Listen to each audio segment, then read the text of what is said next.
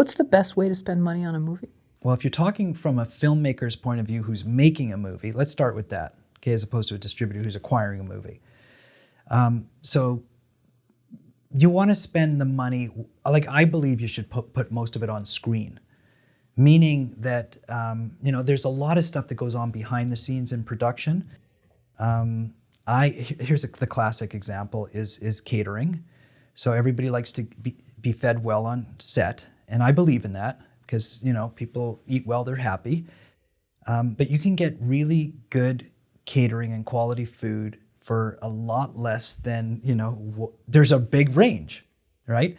I don't believe on an indie film that you need to have a chef there preparing food and serving it and all that kind of stuff, which is what you'd see on a big Hollywood film.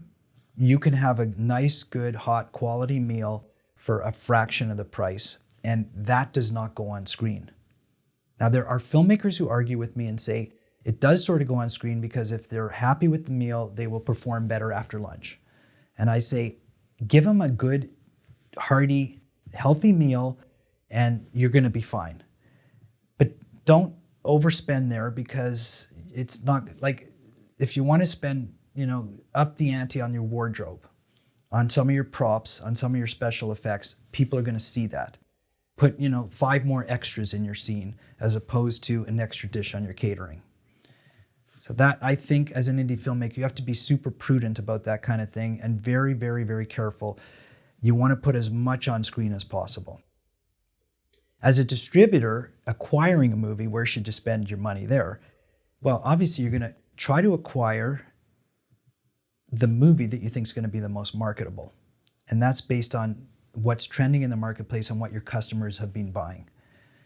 So, you're going to go looking for stuff that you think you can sell. That's all it is. It's no different than a real estate agent. You don't have to fall in love. A distributor doesn't have to love the movie they're selling. As a matter of fact, as much as you think this is crazy, 9 times out of 10, they don't even watch the movies. They don't need to watch them. They need a trailer. That's it. It's like, the real estate agent does not have to love the house they're selling. They don't have to live in it. They just have to find somebody who does. And that's what a distributor does. They just have to find a customer for it. But a realtor does often do an open house, most markets. But that's just to give access to potential buyers. Sure. That would be a distributor does a screening to give access to potential buyers. I'm just surprised that most distributors would not fully watch the movie. Why would you need to? I guess what if, because sometimes trailers are way better than the film, and then there's the opposite. Generally speaking, the trailer's not better than the film. It should be better. It should tell that story very quickly. I mean, that's the whole point of a trailer. I know it's disappointing for indie filmmakers to hear that, but it's the truth. I used to go to AFM and as a buyer, this is before I went as a filmmaker, for years and years and years. I'm talking like 20 years of AFMs, and I sat in all the theaters and I would watch, I don't know, within a week, I'd easily see well over 100 movies. I mean, how do you watch 100 movies in a week without? So you'd go in, you'd watch the first, if in the first 10 minutes you weren't intrigued, you'd go and you go to the next screening. You have to be captured in the first 10 minutes. If you are intrigued, you watch the first 20 minutes and then you request a screener. And then, depending on how much you're spending on the movie to acquire it, you either don't watch any more of it, if it's a very, inexpensive acquisition, or maybe no money at all, no minimum guarantee.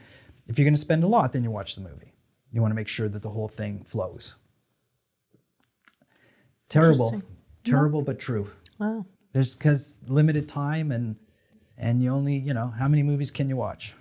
Distribution confidential. Okay, some distributors are going to watch this film and say, hey, that's baloney. We watch everything. And I'm being honest with you. In my distribution company, we watched part of everything, but there was very few that you'd watch through the end. Unless you're really, really intrigued by it. Right. But listen, how many times have you bought an item, a piece of clothing or something like that you like, and somebody else doesn't like it? You don't have to love everything that you're selling. You just have to know that there's somebody out there who will like it. You just have to get it to them.